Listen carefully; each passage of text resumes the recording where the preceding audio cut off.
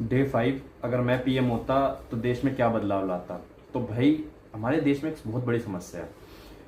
आप किसी को भी कुछ भी बोल दो मान लेता है। क्यों मान लेता है? क्योंकि वो पढ़ा लिखा नहीं है, या बोल दो अनपढ़ है हिंदी में। तो वो ऐसा क्यों है? हमारे आप गूगल कर सकते हो डाटा। हमारे देश में ओनली 15% लोग 12th पास है और ओनली 20% लोग 10th पास हैं। तो आप सोच सकते हो इतना बड़ा हिस्सा 80% लोग बिलो 10th है। तो आप उनको कुछ भी बोल दो वो मान लेंगे।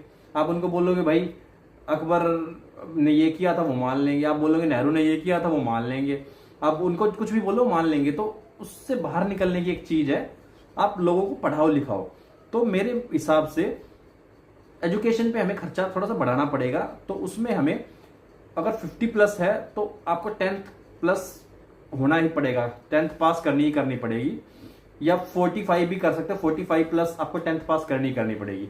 और आप 30+ हो तो आपको 12th पास कंपलसरी करनी पड़ेगी। इससे दो चीजें आएंगी, लोग पढ़े लिखे होंगे, जो लोग मजदूरी करते हैं वो कुछ ऐसे काम धंधे पे शिफ्ट करेंगे जो पढ़ाई लिखाई से रिलेटेड है। और थोड़ा सा धीरे धीरे एजुकेशन की तरफ अवेयरनेस बढ़ेगी तो बहुत सारी चीजों का समाधान अपने आप निकलेगा। तो आप बताओ आपके हिसाब से पॉइंट ठीक है या नहीं है? मेरे हिसाब से तो एजुकेशन का बहुत मेन रोल होता है। अगर आप पढ़े लिखे हो तो बहुत सारी चीजें ऑटोमेटिक सुधरेंगी, देश गरीबी रेखा से ऑटोमेटिक बाहर निकलेगा। तो एजुकेशन बहुत इंपॉर्टेंट रोल करती है।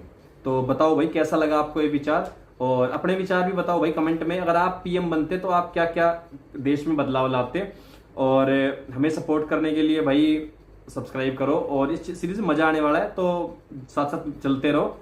तो मिलते हैं अगले पार्ट में।